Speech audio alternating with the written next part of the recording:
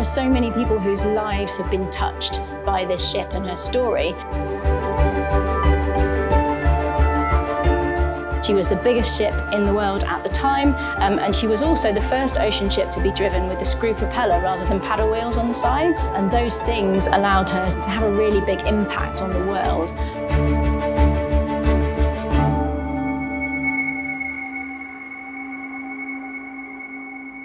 She's a very famous ship. She deserved to be saved. The rate of deterioration was so much that if it was left any longer, they wouldn't be able to get her back.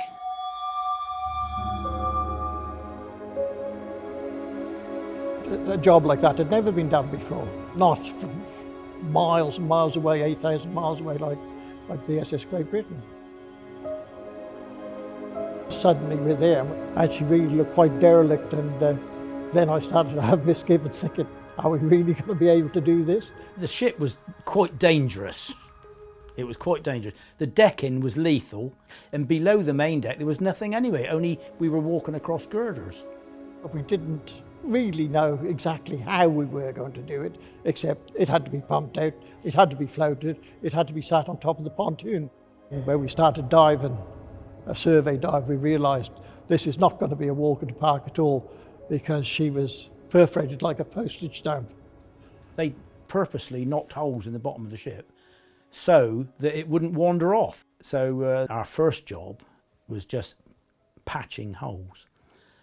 When we were diving on her, this is typical of a hole that looks very small, but you can imagine with the pressure of the ship on it, it's like a jet of water coming inside. It was more than 200 small holes and many, many more big holes. Well, we had to find every single one of those. This ship needed to be bone dry, or practically bone dry, to be able to get it float enough to be able to float over the top of the pontoon.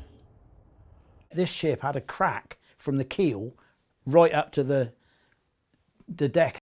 The crack was opened up, you know, you could put your arm in it. We didn't have the material with us to fill this big split with. We put a call out on the local radio for mattresses, and we got hundreds. I think every family, I think, gave us a mattress, if not two. What we had to do was to pull them down underwater and stuff them inside the crack, actually hammer them in. And then on the outside of them, we would put plywood. I mean, they are the perfect thing. When it all came together, it was absolutely watertight, I would say. Well, especially down the bottom end where we needed it. It is dangerous.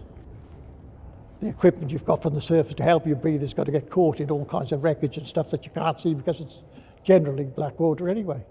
We just kept going and kept going. If work had to be done, it had to be done, whether it was in the day or the night. Once we decided that we filled all the holes up, it might have been 2 or 3 days or something like that, we started the pumps up.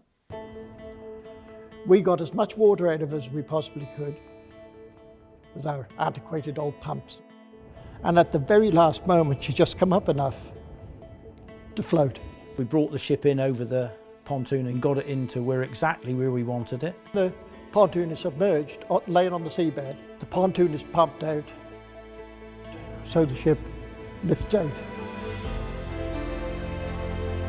That was the most amazing sight I'd ever seen. It's a bit emotional, really. When you see that bow, like a racing yacht, it just looked amazing. It looked fantastic. And I remember standing down on the deck looking up at this ship, and only then did I realise what we'd done.